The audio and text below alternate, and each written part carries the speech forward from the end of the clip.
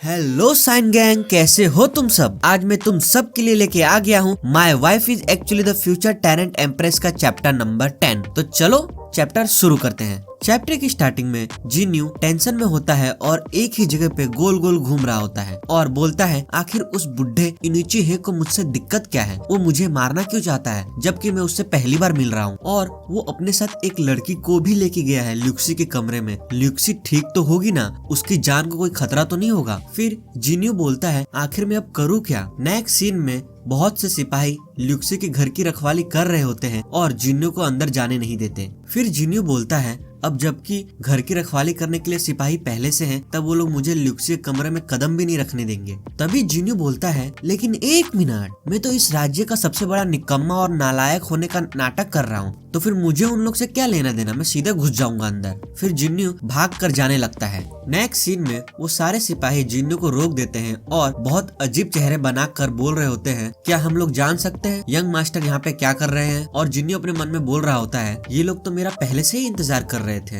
लेकिन ये घर तो मेरा है, ये लोग मुझे घर में घुसने नहीं दे रहे। फिर जिन्यू खांसते हुए बोल रहा होता है आज का मौसम कितना अच्छा है, इसलिए मैं घर से बाहर सैर करने के लिए निकला था और देख रहा था कि मेरे बागीचे में फूल कितने अच्छे अच्छे हैं। तभी एक सिपाही बोलता है मुझे माफ करना, लेकिन ये जगह अभी बंद है, यहाँ से कोई भी आगे नहीं जा सकता और शादी से पहले राजकुमारी से मिल भी नहीं सकते। ये बात यंग मास्टर को पहले से पता नहीं है क्या। अगर यंग मास्टर को अपने बागीचे का फूल ही देखने हैं तो अपने किसी और दूसरे बागीचे में जाके देख सकते हैं, यहाँ पर आने की कोई जरूरत नहीं है। नेक्स्ट सीन में वो सिपाही बहुत गुस्से में होते हैं और जिन्यू को घूरे जा रहे होते हैं। जिन्यू अपने मन में बोल रहा होता है अब मैं क्या करूं, क्या मैं जबरदस्ती अंदर चला जाऊं, लेकिन अगर मैंने अपनी पावर यूज किया तो उन लोग को मेरे बारे में पता चल जाएगा कि मैं निकम्मा नालायक नहीं बल्कि मैं एक पावरफुल लड़का हूँ। फिर जिन्यू बोलता है तुम लोग ने मुझे अब बहुत मजबूर कर दिया है। जिन्यू बोलता है क्या तुम लोग को पता है एक ऐसी बॉडी रिफाइनिंग आर्ट है जो शरीर के पीछे से अंदर घुसती है। फिर वो सिपाही बोलता है यंग मास्टर क्या बकवास कर रहे हो, कुछ तमीज वमीज है कि नहीं। तभी जिन्यू अटैक कर देता है और चिल्लाते हुए बोल रहा होता है 1000 years of death। ये टेक्निक तुम लोग को पता होगा, अगर तुम लोग ने नारुतो एनीमे देखा ही है तो तुम लोग को ये टेक्निक मालूम ही होगा। 1000 years of death आखिर कौन सा टेक्निक है। नेक्स्ट में जिन्यू के हमले से वो सिपाही हवा में उड़ जाता है और हमें जिन्यू को दिखाया जाता है वो एकदम स्टाइलिश पोज मारते हुए कह रहा होता है 1000 years of death बहुत ताकतवर है, इस टेक्निक को 1000 मौत के बराबर ऐसे ही नहीं कहा गया है। नेक्स्ट सीन में बहुत से सिपाही आ रहे होते हैं और चिल्लाते हुए बोल रहे होते हैं हरामी कहीं का, आखिर तू ये कर क्या रहा है। और हमें उन सारे सिपाही को दिखाया जाता है वो बहुत गुस्से में अजीब से चेहरे बनाते हुए बोल रहे होते हैं हरामी कहीं के, हम लोग राजकुमारी की इज्जत की रक्षा करेंगे। फिर जिन्यू दौड़ते हुए आ रहा होता है और बोल रहा होता है आखिर तुम लोग क्यों दूसरे की पत्नी की इज्जत की रक्षा करोगे, उसकी इज्जत की रक्षा करने के लिए मैं हूँ। जब ये सब कांड हो रहा होता है तब जिन्यू का पापा और इनुचिहे एक दूसरे से बात कर रहे होते हैं। इनुचिहे बोल रहा होता है मैं कुछ दिन तक तुम लोग के साथ ही रहूंगा, क्या ड्यूक मेरे रहने का इंतजाम कर देंगे अपने घर के अंदर। फिर जिन्यू का पापा बोलता है आप क्या बोल रहे हो, हम लोग तो अब रिश्तेदार बनने वाले हैं, मैं आपके रहने का इंतजाम कर दूंगा। फिर इनुचिहे बोलता है 2 महीने की दूसरी तारीख को अच्छा दिन है, हम लोग उसी दिन शादी रखते हैं, इसमें आपका क्या कहना है ड्यूक। फिर जिन्यू का पापा बोलता है तो शादी के लिए बस 1 ही महीना बाकी है,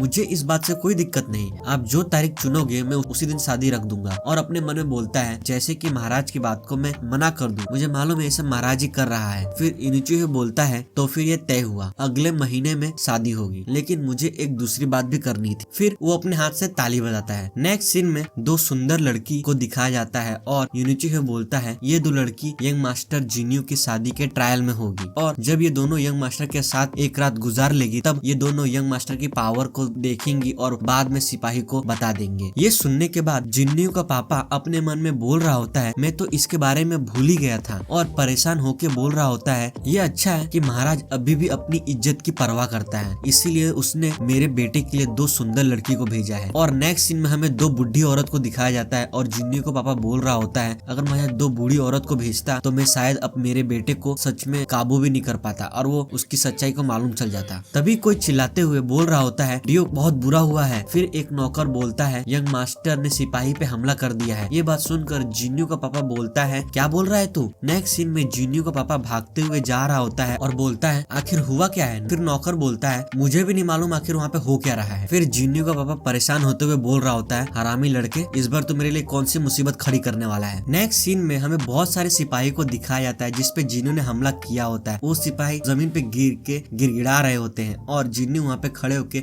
एक सिपाही को डरा रहा होता है और वो सिपाही बोल रहा होता है, मेरे पास मत आना, अगर तू मेरे पास आया तो मैं चिल्लाऊंगा, और बहुत बुरी तरीके से रो रहा होता है। और जिन्नू को इस बात से कोई फर्क नहीं पड़ता, वो हंसते हुए बोल रहा होता है, अगर तू चिल्लाएगा तो मजा आएगा और चिल्ला, लेकिन मैं तेरे पास आऊंगा जरूर, अब मैं आ रहा हूँ तेरे पास। ये सब देख के जिन्नू के पापा के होश उड़ जाते हैं। फिर जिन्नू का पापा चिल्लाते हुए बोल रहा होता है, अब भी क्या, अभी ये सब बंद कर गधे कहीं के। फिर हमें जिन्नू को दिखाया जाता है, वो एकदम शांत हो जाता है और गाना गाने लगता है। फिर हमें एक सिपाही को दिखाया जाता है, वो बोल रहा होता है, तेरे ऊपर आसमान से बिजली गिरेगी, ऊपर वाले से डर, मेरे को आज तक किसी ने भी इतनी बुरी तरीके से बेइज्जत नहीं किया। और दूसरा सिपाही बोल रहा होता है रोते हुए, मेरी पूरी जिंदगी में इतनी बुरी तरीके से बेइज्जती कभी नहीं की। फिर वो सिपाही जिन्नू पे उंगली दिखाते हुए बोल रहा होता है, तू बस इधर ही रुक, मैं ये बात महाराज को जरूर बताऊंगा और तुझे सजा भी दिलवाऊंगा। नेक्स्ट सीन में जिन्नू का पापा जिन्नू को एक जोरदार पंच मार देता है और बोल रहा होता है, उसकी कोई जरूरत नहीं है, इसको सजा तो मैं ही दूंगा। फिर हमें जिन्नू को दिखाया जाता है, जिन्नू के मुंह से खून निकल रहा होता है और जिन्नू का पापा उसको घसीटते हुए लेके जा रहा होता है। जिन्नू की ये हालत देखकर वो दो सिपाही भी चिंता कर रहे होते हैं। जिन्नू का पापा जिन्नू को फेंक देता है और जिन्नू सीधा जाकर दीवार पे टकरा जाता है और हमें जिन्नू को दिखाया जाता है, जिन्नू के मुंह से उसकी आत्मा निकल रही होती है और वो मरने का नाटक कर रहा होता है। फिर जिन्नू का पापा बोलता है, मरने का नाटक बंद कर, अब जल्दी से खड़ा हो, मुझे तुझसे एक जरूरी बात करनी है।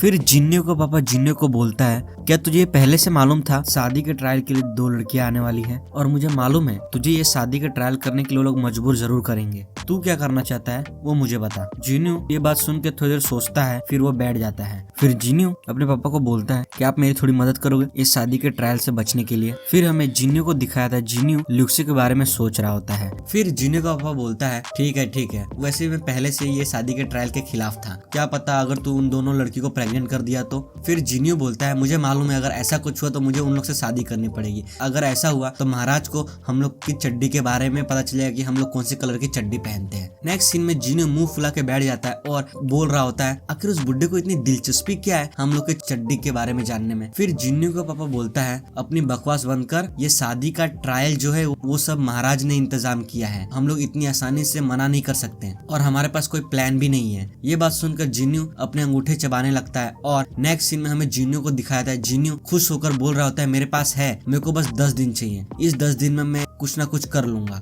और सारे चीज को संभाल लूंगा। फिर जिन्नू का पापा बोलता है, क्या बोला 10 दिन? तुझे पूरा कॉन्फिडेंस है कि तू 10 दिन में सब कुछ संभाल लेगा? और मैं इस चीज की गारंटी नहीं लेता अगर कहीं वो 2 लड़के तेरे कमरे में चुपचाप घुस गए। नेक्स्ट सीन में हमें जिन्नू को दिखाया था, जिन्नू आंख मारते हुए अपने पापा को बोल रहा है, उसकी फिक्र मत करो, और हंस रहा होता है। फिर जिन्नू का पापा बहुत ज्यादा गुस्से में होता है और बोल रहा होता है, अबे तू हंस क्यों रहा है, तेरे दिमाग में आखिर चल क्या रहा है, और तूने मुझे आखिर कितनी बार कहा है कि ये काम मुझ पे छोड़ दो, लेकिन तूने कोई भी काम ठीक से किया है अभी तक। नेक्स्ट सीन में रात हो गई होती है और हमें ल्यूक्सी को दिखाया था, ल्यूक्सी चौकी हुई होती है और ल्यूक्सी बोल रही होती है, आखिर तू यहाँ पे कर क्या रहा है। फिर जिन्नू बोलता है, मेरे पास बहुत से कारण है यहाँ पे आने। फिर हमें जिन्नू और ल्यूक्सी को दिखाया था, जिन्नू ल्यूक्सी को दीवार के कॉर्नर पर लेके चला गया होता है और उसको एक रोमांटिक लाइन में बोल रहा होता है, रात बहुत लंबी है और मेरे पास कोई घर नहीं है जाने के लिए, क्या मैं एक सुंदर लड़की से पूछ सकता हूँ क्या वो मुझे अपने साथ आज की रात गुजारने देगी। और यहाँ पर ये चैप्टर खत्म होता है।